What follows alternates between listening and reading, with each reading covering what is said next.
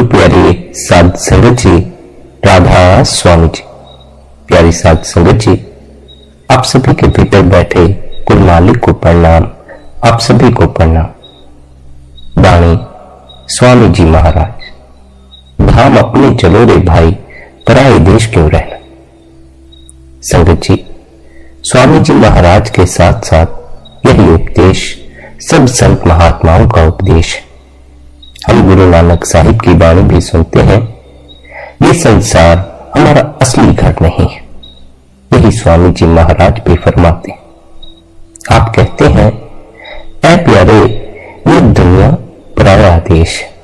हम मोह के मारे जीव इस दुनिया को ही अपना सब कुछ समझे बैठे। जब तक हम इस गफलत की नींद में सोए हुए हैं, हम काल के मायाजाल में ही फंसे रह जाएंगे।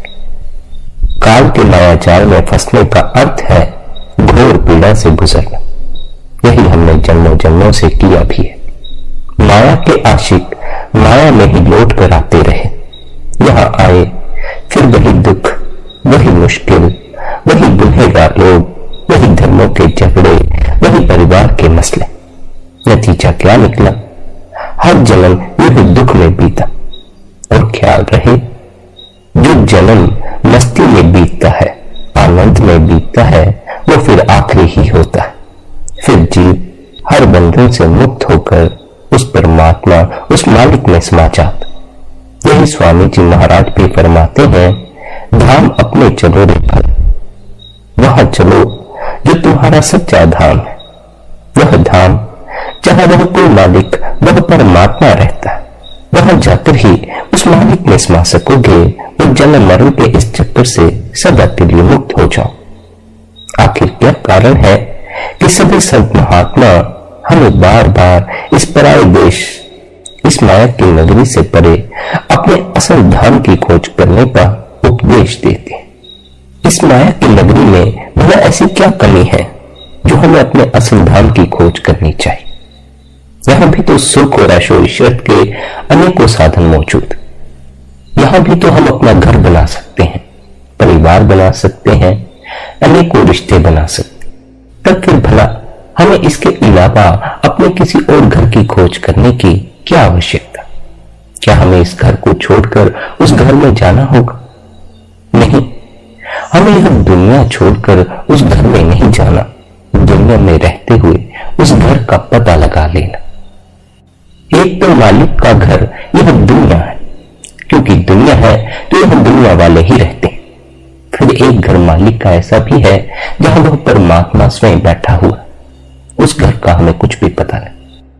हम उसके इस घर से तो वाकिफ हुए, पर उसके उस घर से वाकिफ ना हो सके जहां से ये सारा पसारा शुरू हुआ। कभी तो यह दुनिया नहीं थी, दुनिया वाले नहीं थे। दुनिया ही नहीं थी तो दुनिया वाले भी कैसे होते? हमारा होना ना था, फिर उसकी मौज, उसने अपनी मौज में दुनिया बना दी। पर इस दुनिया में, इस पृथ्वी पर कुछ भी ठहरा हुआ नहीं है। सब समय के साथ बहा जा रहा। समय सब कुछ बहा कर ले जाता है। इसलिए कहा जाता है, काल सभी चीजों को अपना ग्रास बना लेता। जो काल के अधीन हो जाता है वह मृत्यु को प्राप्त हो जाता है, क्योंकि समय के अनुसार हमारा शरीर अपने आप ही ढलना शुरू हो जाता है। जब तक हमें केवल अपने इस दिखाई दे रहे रूप का ही अनुभव है, यानी इस देह का, तब तक हम काल के अधीन ही रहेंगे। क्यों? क्योंकि देह समय के अनुसार बूढ़ी होती चली जाती। एक दिन यह मिट जाती है, इसके स्थिर रहने का कोई उपाय नहीं है। पर यदि हम अपने उस रूप का अनुभव कर लें जो दिखाई नहीं देता, प्रकट नहीं होता, केवल और केवल अनुभव होता है, तब फिर हम समय से परे हो जाते। हमारी आत्मा समय के अधीन नहीं है, इसलिए वह बूढ़ी नहीं होती। उसके मरने का कोई उपाय नहीं। जो समय में बंधा है वह बूढ़ा होता चला जाता।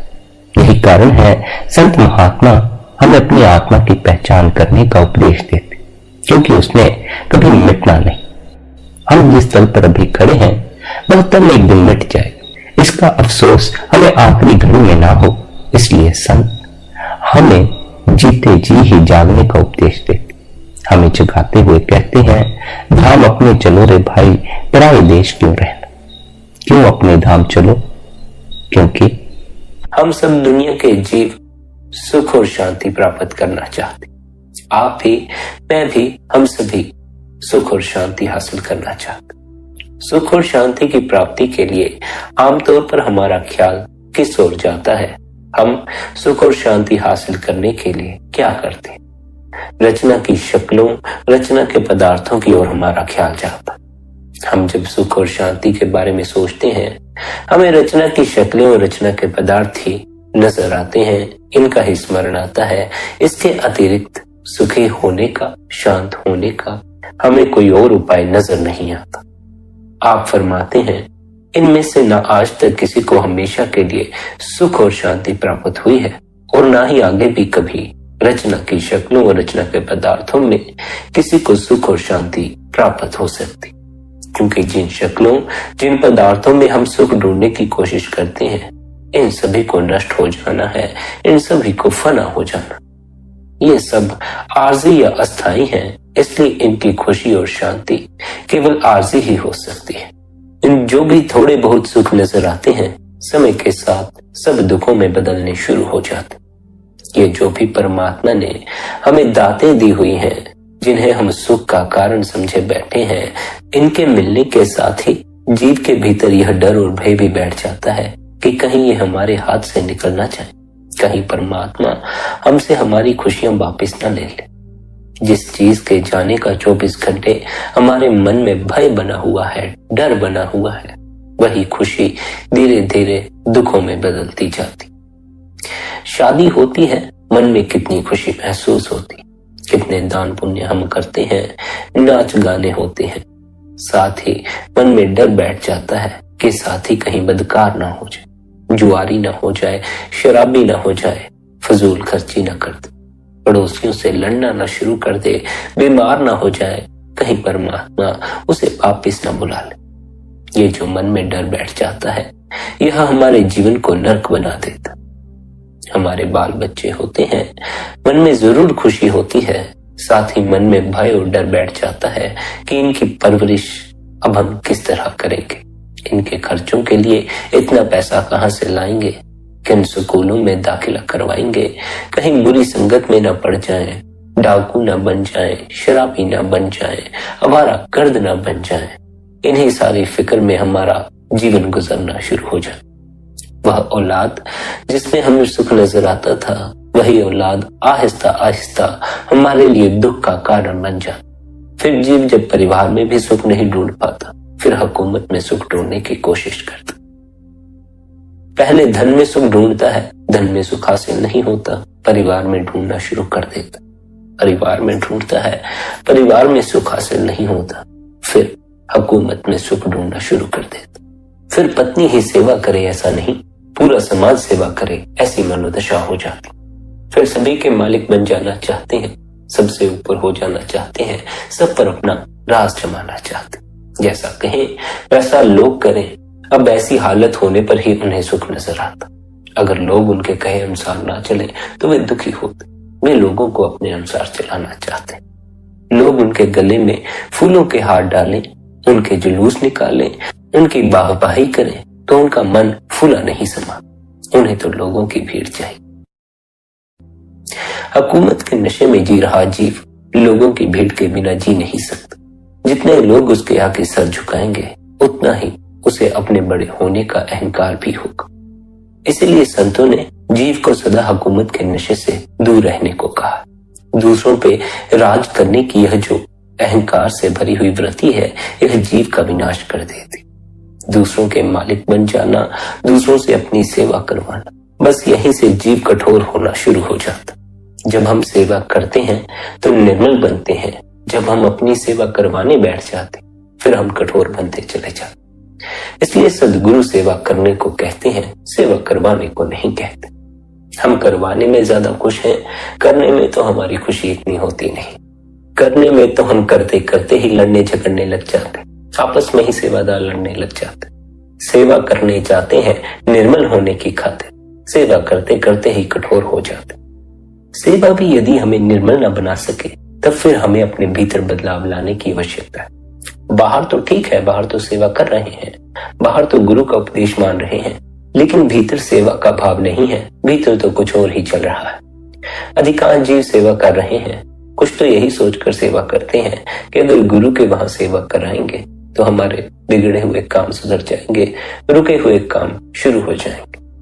अवश्य ही वह सतगुरु दयालु हृदय है, बड़े दिल वाला है, बख्शीश करता है, लेकिन संसार का सब कुछ मांगकर, संसार में सुखी जीवन मांगकर, स्वस्थ जीवन मांगकर, सब कुछ हासिल करके भी दुख नहीं मिटता। सतगुरु आपको दुख मिटाने की दवा बताता है। सतगुरु चाहता है अब दुख से सदा के लिए ऊपर उठ जाए। आप जिन संसार की चीजों को मांगते हैं, जिनमें सुख नजर आता है, वे भी देर सवेर दुख में बदल जाती। सतगुरु कहता है कुछ ऐसा हासिल करो जो कभी दुख में बदलता ही ना हो, कुछ ऐसा हासिल करो जो सदा आपको सुख में रखे, जिसके होने से आपको सदा आनंद का अनुभव। उसकी ओर ही इशारा करते हुए स्वामी जी महाराज संसार की सभी शक्लों और पदार्थों को नष्ट हो जाने वाला उर्फना बताते। वे कहते हैं संसार में जो कुछ मिलता है वह देर सवेर दुख में बदल जाता, इसलिए आप कुछ ऐसा हासिल करें जो कभी भी दुख में बदलता ना हो। वह जो है वह बाहर से हासिल नहीं होता, वह भीतर से हासिल होता। बाहर से जो कुछ हासिल होता है वह आहिस्ता आहिस्ता दुखों में बदलता चला जाता। पहले धन में सुख नजर आता है, धन मिल जाता है, कुछ देर सुख रहता है, फिर दुख लौट आता। फिर परिवार में सुख नजर आता है, परिवार मिल जाता है, कुछ देर सुख रहता है, फिर दुख लौट आता। फिर हुकूमत में सुख नजर आना शुरू हो जाता, कुछ देर हुकूमत में भी सुख नजर आता है, धीरे धीरे वह भी दुख में बदलना शुरू हो जाता। हुकूमत की इस दौड़ में कुछ देर तो लोगों की वाहवाही मिलती है, लोगों का प्यार मिलता है, गले में फूलों के हार डाले जाते, लेकिन कुछ समय बाद सब बदलना शुरू हो जाता।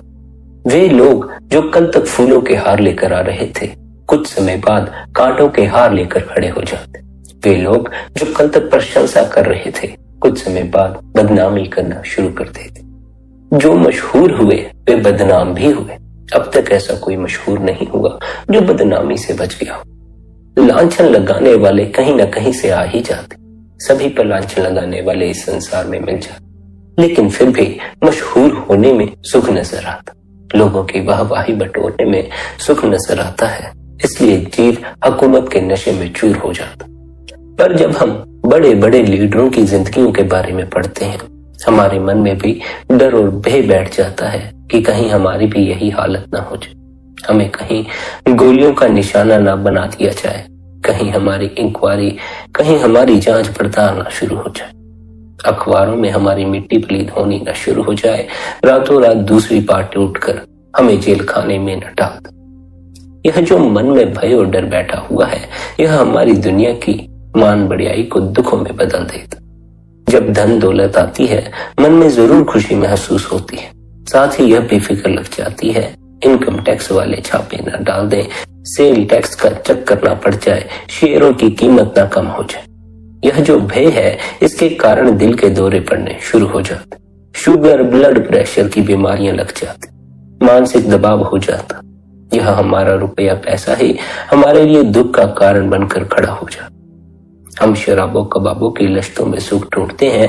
ये चीजें शायद खाने पीने में बहुत अच्छी लगती हों, लेकिन जब शरीर पर बीमारियों का हिसाब किताब देना पड़ता है, जेलों में जाकर चक्की पीसनी पड़ती है, वकीलों की झड़कियां और मुकदमों के खर्च बर्दाश्त करने पड़ते हैं, तब पता लगता है कि ये चीजें सुख का कारण थी कि दुख का कारण थी। आगे स्वामी जी महाराज फरमाते हैं, इन शक्लों और पदार्थों से हमें सुख क्यों नहीं मिलता? क्योंकि मालिक ने यह दुनिया ही दुखों और सुखों की बनाई हुई है।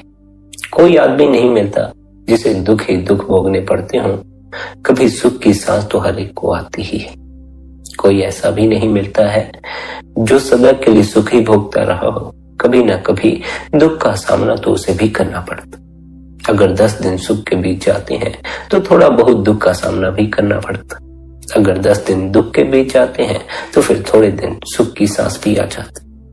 जितने भी अपने सुख हैं पिछले जन्मों के पुण्य के कारण है, जितने भी अपने दुख हैं पिछले जन्मों के पापों के कारण। पुण्य और पाप इकट्ठे होते हैं तो हमें इंसान का जन्म मिलता।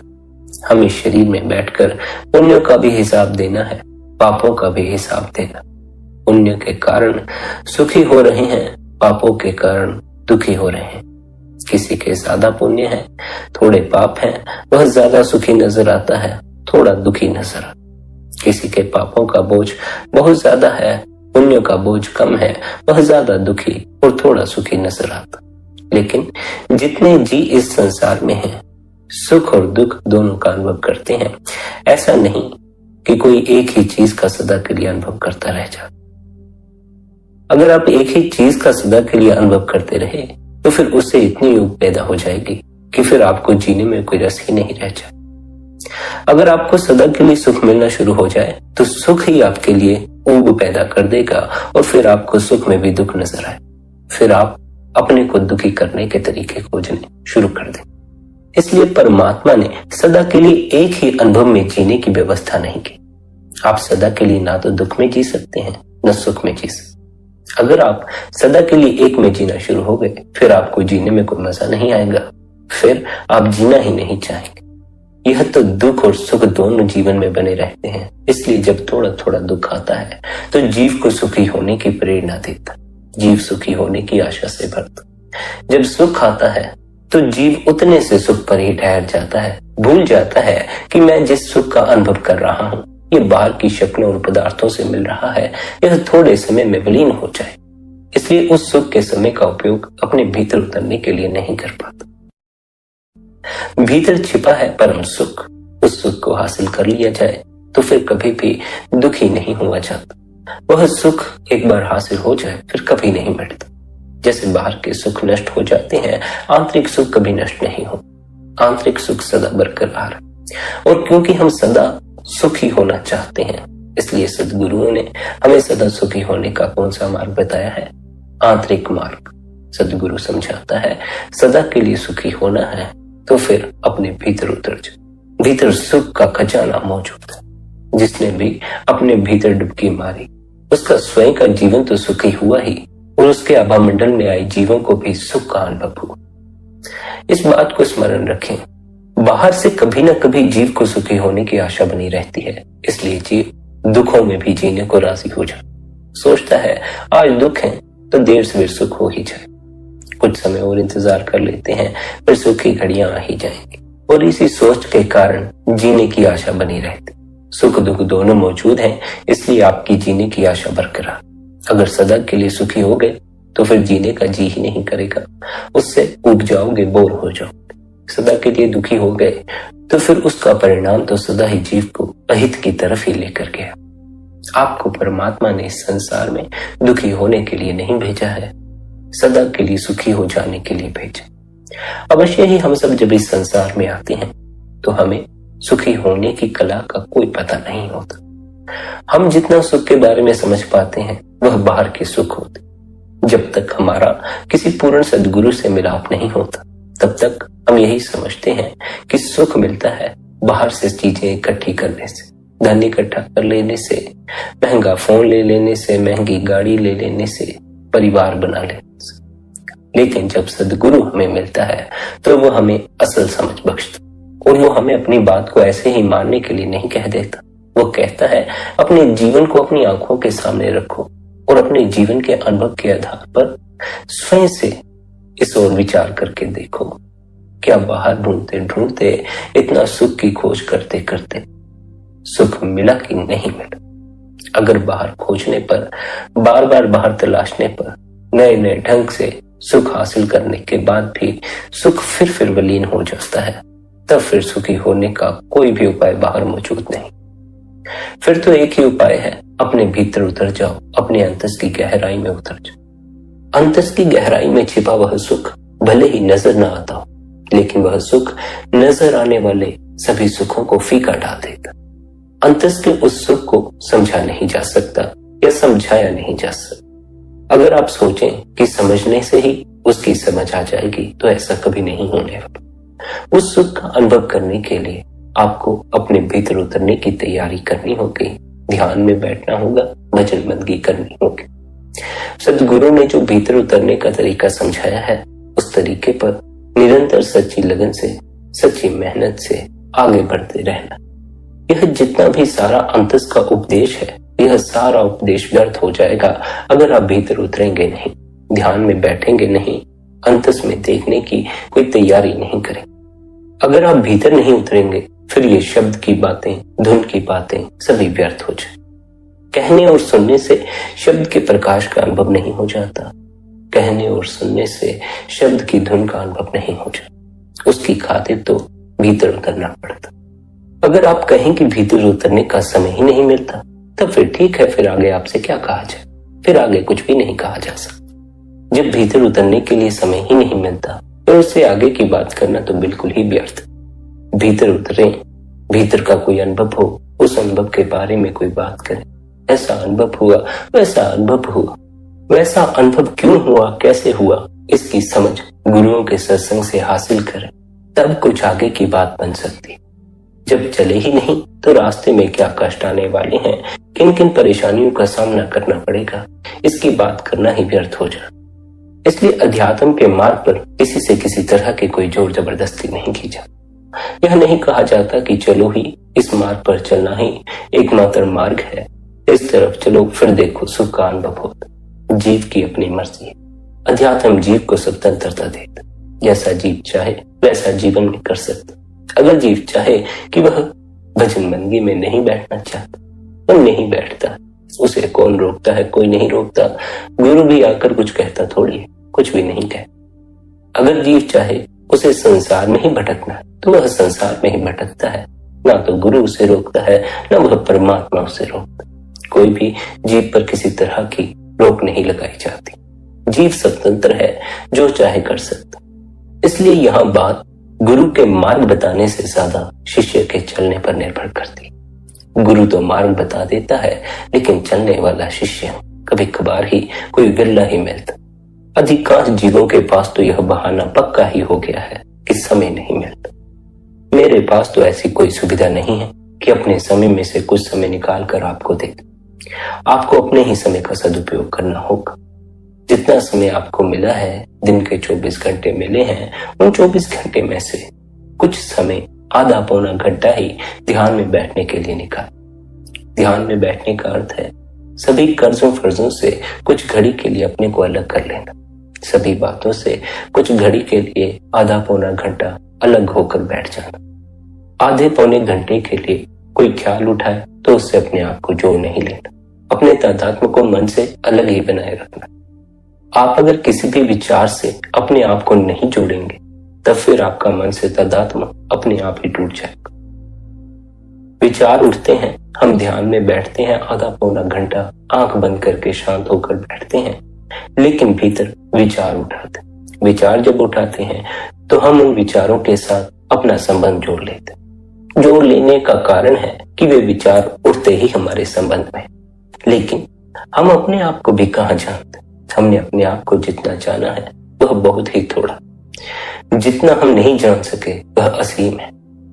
अब तक अपने बारे में जितना कुछ समझा है, अपने आप को जैसा समझा है, वह सारी पकड़ छोड़ देनी। जब तक आप ख्याली पुलाव बनाते रहेंगे, मैं ऐसा हूं, मैं वैसा हूं, मेरे साथ ऐसा हो वैसा हो, तब तक अपने असल होने की खबर नहीं लगेगी। इसलिए आध पौन घंटे के लिए अपनी समझ को छोड़कर बैठना। किसी दिन आधे पौने घंटे के लिए अपनी सारी समझ को छोड़कर तो देखो, देखो कैसा लगता। समझ के छूटते ही सर से सारी फिक्र चली जाती। इसलिए आधे पौने घंटे के लिए अपनी समझ को छोड़ दो। फिर जब धीरे धीरे बेफिक्री में रस आना शुरू हो जाएगा, फिर आपके लिए अपनी समझ को छोड़ना भी आसान होता जाएगा। शुरू शुरू में जब आपको थोड़ा थोड़ा रस लगता है, तब इतना बेफिक्र हो जाने की हिम्मत नहीं होती। तब हम अपनी समझ को पूरी तरह छोड़ने के लिए तैयार नहीं होते, क्योंकि हमारी समझ परिवार की बात भी करती है, धन की बात भी करती है, काम धंधे की बात भी करती है। ठीक बात करती है, क्योंकि हमें अपने देह का पालन पोषण भी कर, लेकिन देह के पालन पोषण के साथ देह के द्वारा कर्मों का हिसाब किताब देते हुए हमें अपनी आत्मा की पहचान भी करनी है, अपने असल उद्देश्य की ओर ध्यान भी देना। दुख और सुख की अवस्थाएं तो आती रहेंगी, लेकिन हमने परम सुख की अवस्था को हासिल करना। परम सुख की अवस्था को हासिल करना ही अंतस के मार्ग पर चलने की यात्रा। इस यात्रा पर चलने के लिए पहले तो दुख से दूर भागने की चेष्टा छोड़ देनी होगी, क्योंकि दुख का सामना करके ही हम मजबूत बनते हैं। इसलिए दुख से भागकर कायर बनने से कोई फायदा नहीं होगा। अवश्य ही दुख काफी ताकतवर है, उनसे सामना नहीं किया जाता, उनके आगे जाकर बार बार हार हो जाती। लेकिन वह परमात्मा सर्वशक्तिमान है, उसके सामने सभी कमजोर पड़ जाते। ताकतवर से ताकतवर भी मालिक के सामने जाकर कमजोर पड़ जाते। मालिक के सामने तो क्या, मालिक के प्यारों के सामने जाकर भी कमजोर पड़ जाता। इसलिए सद्गुरु जीव को उस मालिक के साथ जुड़कर सर्वशक्तिमान हो जाने का उपदेश देता। मालिक बैठा है भीतर, उससे अगर जुड़ना हो तो भीतर उतर जाने की तैयारी करनी पड़ती। पहले तो हम यही सोचते हैं कि परमात्मा की प्राप्ति बाहर से होती है। हम बाहर से कई तरह के उपाय भी करते हैं, कई तरह के गुरुओं के पास भी जाते हैं, लेकिन ये सभी उपाय हमें व्यर्थ होते हुए मालूम पड़ते। यह जो व्यर्थता का अनुभव है, इसे दूसरों की बातों में आकर भूल मत जाना। अगर बाहर कहीं भी व्यर्थता नजर आनी शुरू हो जाए तो उसके प्रति जाग। बाहर सच में जो कुछ हासिल होता है वह सचमुच व्यर्थ है, क्योंकि उसे सदा के लिए संजोकर रखा नहीं जा सकता। जो सदा के लिए संजोया जा सके उसका वही मूल्यवान होता। अगर बाहर कभी किसी चीज में व्यर्थता नजर आए तो जागना। संसार में ऐसे ही सभी चीजों में व्यर्थता का बोध होना शुरू हो जाता। असल में जो कुछ मूल्यवान है वह सब आपके भीतर पड़ा, लेकिन इसे सुन लेने से यह आपको समझ में नहीं आ जाएगी। इसे सुन लेने से आप इसकी कल्पना नहीं कर पाएंगे कि आपसे क्या कहा जा रहा। इसका तो केवल अनुभव किया जा सकता। इसके अनुभव के लिए आपको स्वयं भीतर उतरना होगा, समय निकालना होगा, आधा पौना घंटा शांत होकर भीतर बैठना होगा।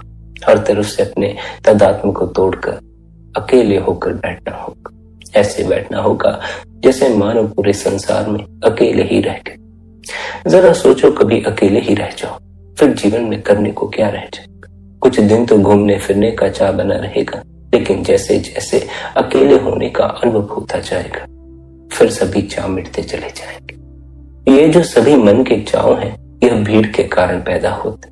जैसे जैसे हम अपने स्वभाव में ठहरते जाते हैं, अपने अकेले होने में ठहरते चले जाते, वैसे वैसे मन के सारे चाव फीके पड़ने शुरू हो जाते। अकेले होने का अर्थ अकेलापन मत समझ लेना।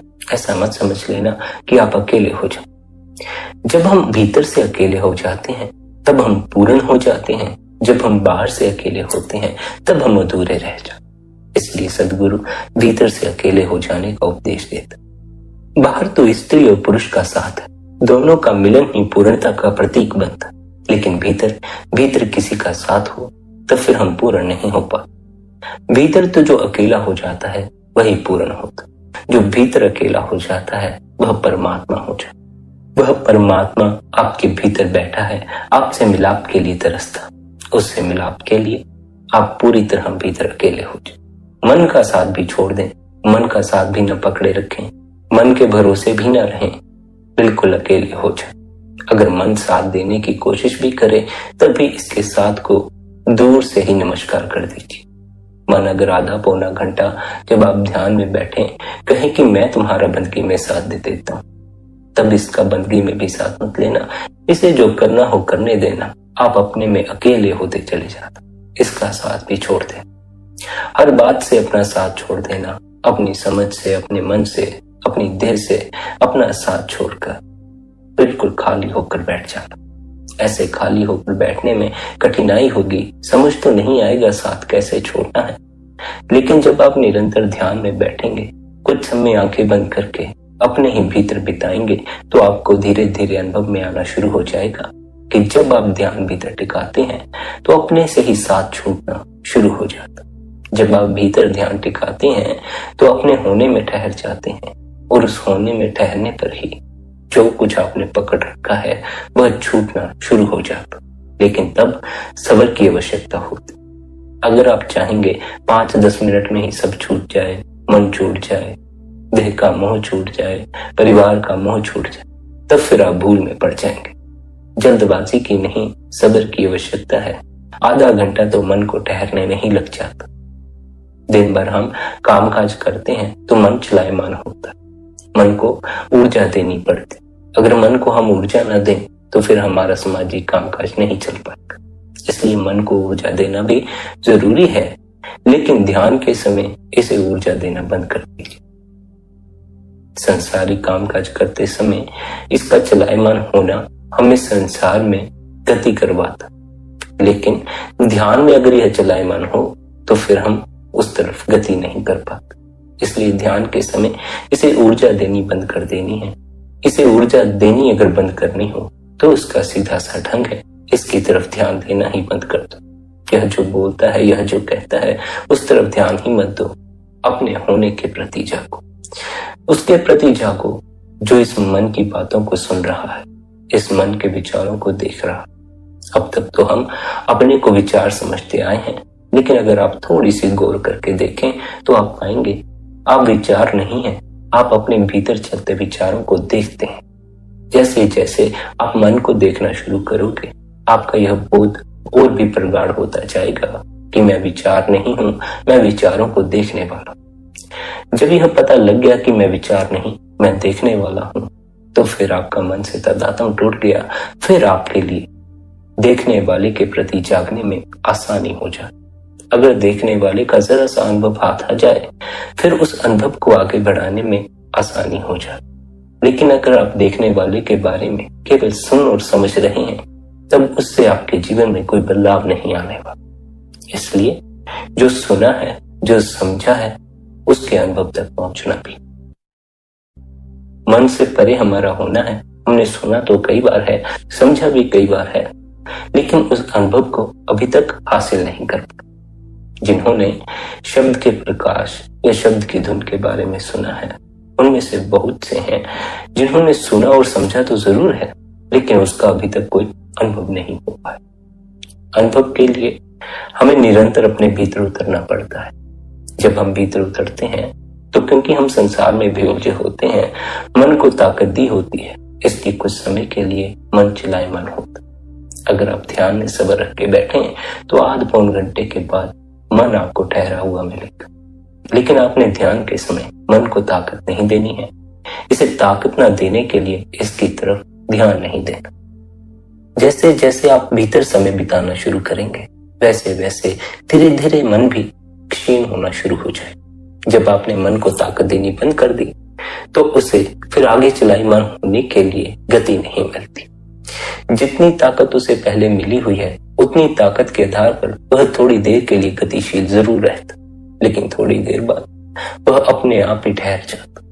इसलिए आप जब भी ध्यान में बैठें, कुछ भी करने में ना लग जाएं, बस सब कुछ ठहर जाने। जैसे मिट्टी जब पानी के ऊपर आ जाती है, पानी की सतह पर आ जाती है हलचल के कारण, तब फिर पानी गंदा नजर आना शुरू हो जाता।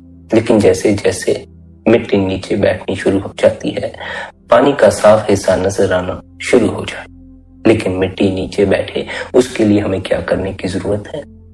चुपचाप शांत होकर बैठने की जरूरत। अगर मिट्टी को पानी के ऊपरी स्तर पर लाना है, तब हमें कुछ करने की जरूरत है। तब हमें पानी को हिलाने की जरूरत है, पानी के नीचे की जमीन को कुरेदने की जरूरत है। लेकिन मिट्टी को अगर जमीन की सतह पर बिठाना हो तो उसके लिए हमें सब्र करने की जरूरत है। सब्र करने से, कुछ समय बिताने से मिट्टी अपने आप ही नीचे बैठ जाती है, पानी साफ हो जाता। ऐसा ही हमारे भीतर भी उथल पुथल मची होती है जब हम ध्यान में बैठे। हमने क्या करना है? उस उथल पुथल को शांत होने दें। हमने बस किनारे पर बैठे रहना है और मिट्टी के जमीन की सतह पर पहुंचाने का इंतजार करना, ताकि फिर हम साफ पानी भर सके। निरंतर ध्यान में बैठने से धीरे धीरे आपको इसका अनुभव होना शुरू हो जाएगा। अनुभव से भीतर की समझ पैदा होती, समझ से अनुभव पैदा नहीं होता। इसलिए अनुभव की यात्रा करें, अनुभव की तरफ अपने कदम बढ़ाएं। यह सुन लेने से अंतस में सुख की प्राप्ति होती है। सुख का अनुभव आपको नहीं हो जाएगा, सुख आपके जीवन में नहीं आ जाएगा। लेकिन जब अंतस में सुख का अनुभव हो जाता, फिर सुनने की भी आवश्यकता नहीं पड़ती और जीवन में सुख ही सुख बरसता। अंतस की इस यात्रा में सद्गुरु जीव का सहायक बनता। जब जीव के भीतर सत्य की खोज की तड़प पैदा होती है, उस मालिक से मिलाप की तड़प पैदा होती है, परमात्मा उसके लिए सद्गुरु का मार्ग खोल देता। किसी पूर्ण सद्गुरु से उसका मिलाप करवा देता है, वह पूर्ण सद्गुरु की सहायता लेकर फिर आगे अपनी आध्यात्मिक यात्रा में उन्नति करता। लेकिन इस मार्ग पर सद्गुरु उन्हीं के लिए सहायक हो सकता है जो इस मार्ग पर चलते, जो भीतर उतरते हैं, जो भीतर के अनुभव में प्रवेश करने की कोशिश कर रहे हैं। उन्हीं की सद्गुरु भीतर के संबंध में कोई सहायता कर सकते। जो केवल भीतर के बारे में सुनते और समझते हैं, भीतर उतरने की कोई कोशिश नहीं करते, उन्हें फिर सद्गुरु भी परमात्मा से मिला नहीं सकता। मिलने की तैयारी खुद की होनी चाहिए। सद्गुरु को कहीं परमात्मा ने ऐसा थोड़ी कहा है कि अगर जीव मुझसे मिलना न चाहे तो इसे पकड़कर मेरे पास ले आ। नहीं, परमात्मा ने सद्गुरु से कहा है, अगर यह ना आना चाहे तो इससे जोर जबरदस्ती मत कर। अगर यह आना चाहे तो इसे आने का मार्ग बता दे। जो जाना चाहते हैं उन्हें सद्गुरु जाने का मार्ग बता देता। जाने का मार्ग एक ही है, सभी के लिए वही है। सभी को उस मालिक तक पहुंचने के लिए अपने ही भीतर की यात्रा करनी पड़ती, क्योंकि उस परमात्मा और हमारे बीच किसी अन्य चीज की नहीं, मन की रुकावट। मन कहीं बाहर नहीं है। हमारे और परमात्मा के बीच धन की रुकावट नहीं है, धन बाहर है। अगर धन रुकावट होता तो इसी ख्याल को लेकर बहुत से लोगों ने धन का त्याग भी कर। उन्होंने सोचा धन का त्याग कर देते हैं, शायद धन रुकावट है, धन का त्याग करने के बाद हमारा मालिक से मिलाप हो जाएगा। लेकिन उसका नतीजा कुछ भी नहीं निकला। धन भी हाथ से गया, चैन का जीवन जी सकते थे वह भी ना जी सके, परमात्मा भी नहीं मिला। यह मत सोचना परमात्मा और आपके बीच बाहर की कोई चीज रुकावट है। धन रुकावट है, पद रुकावट है, परिवार रुकावट है तो मन की रुकावट। मन कहीं बाहर नहीं, मन हमारे भीतर है, इसलिए भीतर की यात्रा करनी पड़ती है, क्योंकि यह रुकावट भीतर है, भीतर उतर कर ही सुलझाई जा सकती। बाहर की समस्याएं बाहर से सुलझाई जा सकती हैं, भीतर की समस्या भीतर से सुलझाई जा सकती। लेकिन हमें अब तक केवल अपने बाहर होने का ही अनुभव हो पाया। हम अपनी बाहर की समस्याओं से परिचित हैं, बाहर की समस्याओं को कैसे सुधारना है उस बात से परिचित हैं, पर जो हमारी भीतर की समस्याएं हैं इन्हें कैसे सुधारना है इससे हमारा कोई परिचय नहीं हो सका। क्यों नहीं हो सका? क्योंकि हमें अपने भीतर होने का ही कोई अनुभव नहीं हो सका।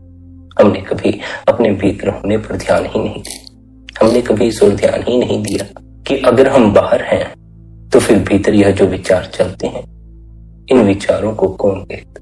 अगर हम देह हैं तो देह के बाहर तो विचार नहीं घटते, देह के भीतर घटते हैं।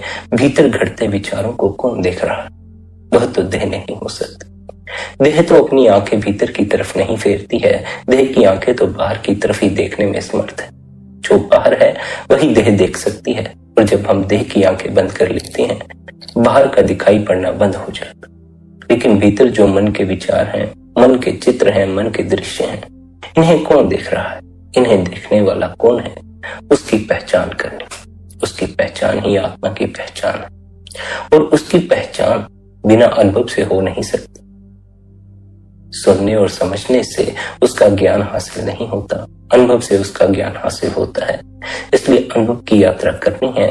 अनुभव के लिए भीतर उतरने की आवश्यकता, निरंतर ध्यान के लिए समय देने की आवश्यकता है, कुछ समय के लिए खाली बैठ जाने की आवश्यकता है, कुछ समय के लिए शांत किनारे पर बैठकर सब कुछ अपने आप से ठहर जाने देने की आवश्यकता है।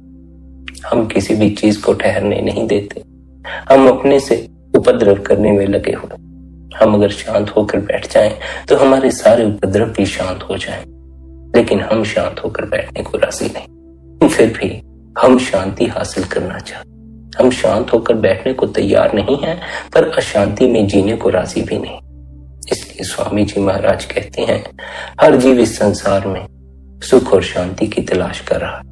इस पराये देश में सोचता है कभी सुख मिल जाएगा, सोचता है कभी शांति हासिल हो जाए, लेकिन इस पराये देश में अगर कुछ हासिल होता है तो दुख हासिल होता है।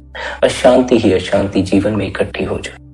इसलिए सद्गुरु कहते हैं, इस पराये देश से अपने मुंह को ऊपर उठाओ और अपने असल देश की ओर ध्यान दो। असल देश वह सच्चा देश कहाँ है? आप ही के भीतर मौजूद। वह सच्चा देश, वह सचखंड है। हम वहीं के वासी हैं। वहां जब हम थे तो सुख में थे, वहां से उतरकर जब इस संसार में आए तो दुखों में घिर गए, कष्टों में घिर गए। जब हम फिर इस संसार से वापस लौटकर अपने सच्चे देश सचखंड में चले जाएंगे, फिर दुखों और तकलीफों से मुक्त हो जाएंगे, फिर सुख में हो जाएंगे। लेकिन कहते हैं जीव इस संसार में उतरकर इस संसार के स्वादों का ऐसा आशिक हुआ, अपने असल देश को ही भूल गया, इस देश को ही सच्चा समझ लिया, इस देश के पदार्थों में ही सुख की खोज करने लगा, यहीं रहने के शौक पाल लिए, इसी को सत्य मानने के लिए तैयार हो गए। असल घर कहाँ है उसकी खोज ही बंद कर दी, यहीं पर घर बनानी शुरू कर दी। परम धन क्या है उसकी खोज बंद कर दी, बाहर धन के अंबार लगाकर बैठ गए। स्वामी जी महाराज कहते हैं बाहर जो कुछ है वह देर से मिट जाता, जो मिट जाता है वह दुख लाता। इसलिए बाहर के भरोसे ही मत बैठे रहो, बाहर के पदार्थों में ही मत उलझे रहो, अपने भीतर उतरो, आंतरिक आनंद की प्राप्ति करो। उसकी प्राप्ति के मार्ग पर अंतस में मन का सामना करना पड़ेगा। मन का सामना करने का एक ही तरीका है कि आप इससे लड़ाई करना ही बंद कर दें, इसे सलाह देना ही बंद कर दें, चुपचाप शांत होकर अपने किनारे पर बैठे रहें और यह जो करता है इसे कर ले। यह ज्यादा देर तक कुछ भी नहीं कर सकता, कुछ समय बाद अपने आप यह शांत हो जाए। जैसे क्रोध में आया जीव कुछ समय के लिए तो घर की चीजें फेंकना शुरू कर देता है, पागल हो जाता है, लेकिन कुछ समय बाद अपने आप ही शांत हो जाता है, फिर वही चीजें अपने आप ही उठाकर संभाल कर रखनी शुरू कर। ऐसा ही मन कुछ समय के लिए उपद्रव तो करेगा, लेकिन अगर आप कुछ समय इसे ठहरने के लिए दें तो यह अपने आप से ठहर भी जाएगा। जल्दबाजी नहीं करनी है, ऐसा नहीं सोच लेना है कि मन तो शांत नहीं हो रहा, मुझे 15 मिनट हो गए, 20 मिनट हो गए। जितना समय इसे शांत होने में लगे उतना समय इसे दो। ऐसा ही जीवन में सारी साधना इसी पर निर्भर होती है। हमें हर रोज इस समय को बढ़ाना होता। पहले हम मन को शांत होने के लिए समय देते हैं तो मुश्किल से मुश्किल 15 मिनट दे पाते हैं, फिर हमसे बर्दाश्त नहीं होता, हम मन के ठहरने का इंतजार नहीं कर पाते और हम बंदगी से उठ जाते। लेकिन जब हम निरंतर अभ्यास करेंगे, निरंतर कुछ समय मन से अलग होकर बैठने के लिए समय दें, तो धीरे धीरे यह अभ्यास पकता जाएगा। धीरे धीरे हम कुशल बनते चले जाएंगे और फिर एक दिन आता है जब हम इस मन का साथ काफी लंबे समय के लिए छोड़ पाते, जब यह मन ठहर जाता है और हमें अपने स्वयं में ठहरने का अनुभव प्रदान होता। इसलिए रोज भीतर उतरने के लिए समय निकालो, रोज तैयारी करो। एक ही दिन में आप इतनी हिम्मत नहीं जुटा पाएंगे कि मन को पूरी तरह ठहरने के लिए समय निकाल पाए। धीरे धीरे इतनी हिम्मत आपके भीतर आ जाएगी कि आप मन को ठहरने के लिए आधा पौना घंटा, 1 घंटा, 2 घंटा आराम से दे सकेंगे। जैसे जैसे आप भीतर उतरना शुरू करेंगे, मन से आपका तादात्म्य अलग होना शुरू होगा। आपको भीतर शब्द की ध्वनि सुनाई पड़ना और शब्द का प्रकाश नजर आना शुरू हो जाए। हमने कभी अपने भीतर ज्यादा ध्यान टिकाया नहीं है, इसलिए भीतर जो है उसके प्रति जागे नहीं। ना तो अपने मन के प्रति जाग सके, ना भीतर शब्द के प्रति जाग सके। हम जब भीतर ध्यान टिकाना शुरू करते हैं तो धीरे धीरे भीतर जागरण आता। अब तक तो हमने अपनी आंखें बाहर के जगत के प्रति ही खोली हैं, अब हमने अपनी आंखें भीतर के जगत के प्रति खोलनी है। जब हम पहली दफा भीतर के जगत के प्रति आंख खोलेंगे तो सिवाय अंधकार के कुछ भी नजर नहीं आए, अंधकार ही अंधकार नजर आएगा। क्यों? क्योंकि कभी भीतर देखा ही नहीं, भीतर ध्यान दिया ही नहीं। जैसे जैसे भीतर ध्यान टिकता चला जाता है, उस अंधकार में ध्यान टिकाने के हम अभ्यासी होते चले जाते हैं, उस अंधकार में ही प्रकाश नजर आना शुरू हो जाता। भीतर के प्रति जागने के लिए आपको कुछ ज्यादा करने की आवश्यकता नहीं। आंख बंद करें और आप भीतर पहुंच गए। आंख बंद करके जो आपको दिखाई पड़ता है उसके प्रति जागना। अंधकार आपको दिखाई पड़ेगा, मन आपको दिखाई पड़ेगा, आपने उसके प्रति जागना है, उससे एक नहीं हो जा। निरंतर भीतर ध्यान टिकाने से, भीतर के प्रति जागने से भीतर सोई हुई आत्मा जागृत होती। जैसे जैसे आत्मा जागृत होती चली जाती है, आत्मा का प्रकाश भी प्रकट होना शुरू हो जाता। हमें जो भीतर अंधकार नजर आता है उसका कोई असल अस्तित्व नहीं है, केवल प्रकाश के ना मौजूद होने के कारण वहां अंधकार हो गई। जैसे ही आत्मा का प्रकाश जागृत होता है वहां का सारा अंधकार विलीन हो जाता, फिर हम प्रकाशमान हो जाते। आत्मा का यह प्रकाश जागता है निरंतर भीतर के प्रति जागने से, आंख बंद करके भीतर जो दिखाई पड़ता है उसके प्रति जागने से। बाहर के प्रति जागो तो मन विकसित होता है, भीतर के प्रति जागो तो आत्मा विकसित होती। इसलिए सद्गुरु भीतर ध्यान टिकाने को कहते। जैसे जैसे आपका भीतर ध्यान पक्का होता जाएगा, आप मन को ठहरने के लिए समय देना शुरू कर देंगे। एक घड़ी आएगी जब मन ठहरेगा और शब्द की ध्वनि आपको सुनाई पड़ना शुरू हो जाए। शब्द की ध्वनि सुनाई ना पड़ने का कारण मन पर ध्यान का अधिक चले जाना। मन पर इतना ध्यान दे दिया गया है कि शब्द के होने की कोई खबर नहीं। मन पर ध्यान इतना दे दिया गया है कि आत्मा भीतर सोती चली गई और इसी मन पर ध्यान देने के कारण आत्मा का प्रकाश भी फीका पड़ता चला गया और भीतर अंधकार छा गया। जब हम निरंतर भीतर ध्यान टिकाते हैं, भीतर देखना शुरू करते हैं, पर आत्मा भी जागना शुरू होती है, आत्मा का प्रकाश भी जागना शुरू होता है। आत्मा के जागते ही आत्मा से उठता शब्द हमें सुनाई पड़ना शुरू हो जाए, आत्मा से उठता प्रकाश हमें दिखाई पड़ना शुरू हो जाए। किसी किसी को शब्द की धुन पहले सुनाई पड़ती है, किसी किसी को शब्द का प्रकाश पहले दिखाई पड़ता है, लेकिन दोनों ही आत्मा के जागृत होने का संकेत देते। आत्मा जाग रही है, शब्द इसकी खबर देता। इसलिए सद्गुरुओं ने कहा, यह जो शब्द उस आत्मा के जागने की खबर देता है, इसी का सहारा लेकर, इसी को पकड़कर आत्मा तक पहुंचो। जो मन से विचार उठते हैं वे आपके ध्यान को मन की तरफ ले जाते हैं। जो आत्मा से शब्द उठता है वह आपके ध्यान को आत्मा की तरफ ले जाता है। शब्द से जुड़कर हम अपनी आत्मा की यात्रा को पूरा कर लेते, क्योंकि शब्द हमें अपने साथ खींचकर अपने उठने वाले असल स्रोत यानी उस आत्मा तक ले जाता। आत्मा से शब्द की धुन उठती है, शब्द का प्रकाश उठता है। इसलिए सद्गुरुओं ने जीव को शब्द से जुड़ने का उपदेश दिया, शब्द से जुड़कर आत्मा तक पहुंचाने का उपदेश दिया। आपसे यही विनती है, अंत में आपसे यही विनती है कि उस शब्द की धुन, उस शब्द के प्रकाश से जुड़ने के लिए निरंतर भीतर उतरने के लिए समय दें, भीतर ध्यान टिकाएं। भीतर ध्यान टिकाने के लिए जब कहा जाता है तो आंखें बंद करके कुछ करने नहीं लग जाना है। आंखें बंद करिए, आंखें बंद करते ही जो कुछ आपको दिखाई पड़ना चाहिए वह दिखाई पड़ना शुरू हो जाता। विचार हो या अंधेरा हो, जो अपने से आपको दिखाई पड़ना शुरू हो उसी को देखें।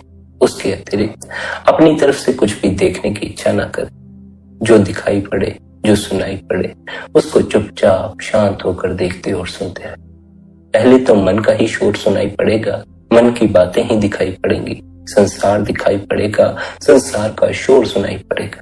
लेकिन जब आप उस शोर में भी शांत होकर बैठे रहेंगे, कोई हरकत नहीं करेंगे, उस शोर को हटाने की कोशिश भी नहीं करेंगे, उससे तादात्म्य भी नहीं जोड़ेंगे, तब धीरे धीरे वह शोर भी शांत होता चला जाएगा और आप शांति में अपने भीतर के आनंद में सर्ग जाएं। इसलिए निरंतर अपने भीतर देखने के लिए समय निकालें, निरंतर भजन बंदगी में ध्यान में बैठने के लिए समय निकालें। संगत जी, आज के इस सत्संग को यहीं पर विश्राम देते हैं। यदि आज का यह सत्संग आपको अच्छा लगा हो तो आज के इस सत्संग को आप अपने मित्रों और संबंधियों के साथ शेयर भी कर सकते हैं। साथ ही आप हर रोज सत्संग सुनने के लिए शब्दधुन सत्संग चैनल को सब्सक्राइब कर सकते हैं। नोटिफिकेशन बेल को ऑल पर सिलेक्ट कर सकते हैं। बाकी आपकी अपनी मौज है। अपना ख्याल रखें, सबके प्रति भीतर भले की कामना रखें। इतने प्रेम और प्यार से आपने सत्संग को सुना, उसके लिए आप सभी का धन्यवाद। राधा स्वामी जी।